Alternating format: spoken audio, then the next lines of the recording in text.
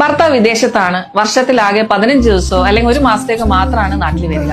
അപ്പൊ ഈ short term പീരീഡിൽ എങ്ങനെ പ്രഗ്നൻസി പ്ലാൻ ചെയ്യാം എന്നുള്ളത് മിക്ക പ്രവാസി ദമ്പതിമാരുടെയും ഒരു കൺസേൺ ആണ്. ഇതുപോലെ ഷോർട്ട് ടൈമിൽ പ്രഗ്നൻസി പ്ലാൻ ചെയ്യുന്നവരാണോ നിങ്ങൾ എങ്കിൽ ഞാൻ ഈ പറയുന്ന 4 കാര്യങ്ങൾ ഒന്ന് ശ്രദ്ധിക്കുക. ഇതിൽ ഒന്നാമത്തെ കാര്യം ഓവുലേഷന് ടൈം കണ്ടെത്തുക എന്നുള്ളതാണ്.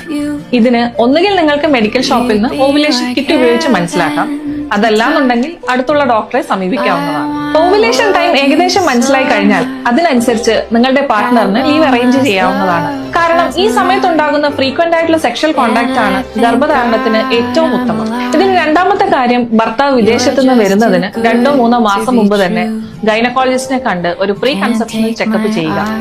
തൈറോയിഡ്, ഷുഗർ, PCOD അല്ലെങ്കിൽ വജൈനൽ ഇൻഫെക്ഷൻസ് ഇതൊക്കെ ഉണ്ടോ ഇല്ലയോ എന്ന് ഉറപ്പുവരുത്തുക.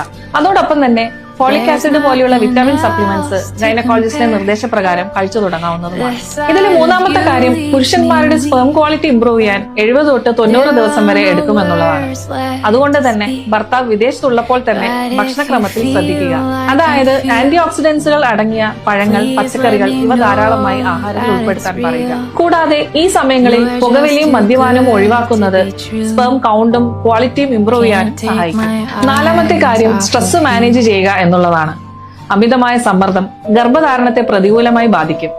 അതുകൊണ്ട് അവധിക്കാലം പരസ്പരം സ്നേഹത്തോടുകൂടിയും സന്തോഷത്തോടുകൂടിയും ചെലവഴിക്കുക. ഇനി ഇതുകൂടാതെ സ്ത്രീകൾ ഈ സമയത്ത് കഴിച്ചിരിക്കേണ്ടുന്ന ഭക്ഷണങ്ങൾ എന്തൊക്കെയാണെന്ന് അറിയണമെന്നുണ്ടെങ്കിൽ ഫുഡ് എന്നൊന്ന് കമന്റ് ചെയ്തോളൂ. ഡീറ്റെയിൽ ആയിട്ടുള്ള PDF അയച്ചു തരാം.